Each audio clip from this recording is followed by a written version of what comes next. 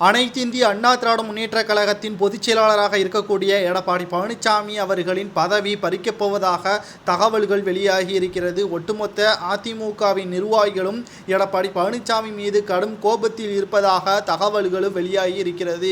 நாடாளுமன்ற தேர்தல் தனித்துதான் போட்டியிடுவேன் என்று எடப்பாடி பழனிசாமி அவர்கள் முதலில் அறிவித்தார். அதற்கு பிறகு சிறு கட்சிகளுடன் கூட்டணி அமைத்துக் கொண்டு மிகப்பெரிய மாபெரும் வெற்றியடைய வேண்டும் என்பதற்காக தேமுதிக, பாமக போன்ற கட்சிகளுடன் கூட்டணி பேச்சுவார்த்தையும் சி.வி. சண்முகம் அவர்கள் தலைமையில் நடைபெற்றது. இறுதியாக எடப்பாடி பழனிசாமி அவர்கள் 7 தொகுதி மீதம் ஒதுக்கீடு செய்யப்பட்ட இரு கட்சிகளுக்கும் தற்பொழுது எடப்பாடி பழனிசாமி அவர்கள் தலைமை சரியாக இல்லாத காரணத்தினால் நாடாளுமன்ற தேர்தலில் தென் மாவட்டங்களில் மிகப்பெரிய தோல்வியை தழுவார் என்றும் தற்பொழுது கே.பி. முனுசாமி அவர்கள் கூறியுள்ளார்.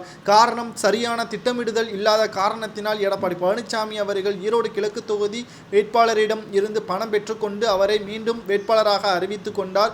ஆனால் ஏற்கனவே ஈரோடு கிழக்கு தொகுதி சட்டப்பேரவையில் அவர் தோல்வி அடைந்ததும் குறிப்பிடத்தக்கது.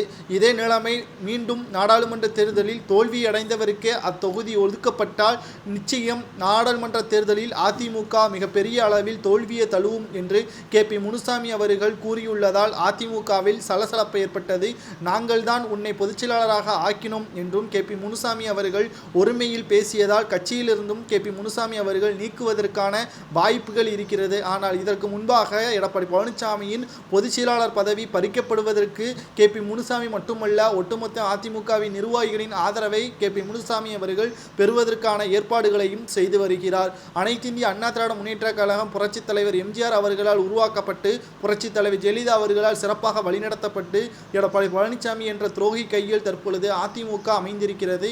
இதை எப்படியாவது நாடாளுமன்ற தேர்தலில் தோல்வியடைய வைத்துவிட்டால் பன்னீர்செல்வம் அவர்கள் கூறியது போல் எடப்பாடி பழனிசாமி தலைவை இல்லாதவன், தகுதி இல்லாதவன், அவரிடம் மீண்டும் அதிமுக செல்லக்கூடாது என்பதற்காக நாங்கள் போராட்டத்தை தொடருவோம் என்றும் கே.பி. முனுசாமி அவர்கள் அந்தர்பல்டி அடித்ததுதான் ஒட்டுமொத்த அதிமுகவின் தொண்டர்களுக்கும் அதிர்ச்சியை ஏற்படுத்தி இருக்கிறது.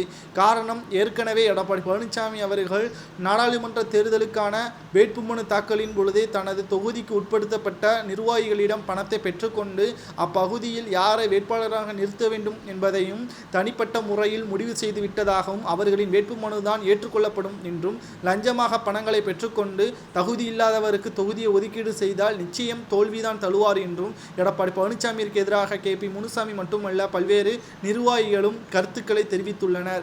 சாதி ரீதிப்படியான ஒதுக்கீடு பங்கீடு தற்பொழுது மிகப்பெரிய அளவில் பேசும் பொருளாக மாறியிருக்கிறது. உங்களது கருத்துக்களை கூறுங்கள். எடப்பாடி பழனிசாமி அதிமுகவின் பொதுச் செயலாளர் பதவியிற்கு தகுதியானவரா இல்லையா என்பதை கமெண்ட் வாயிலாக மறக்காமல் கூறுங்கள். நன்றி, வணக்கம்.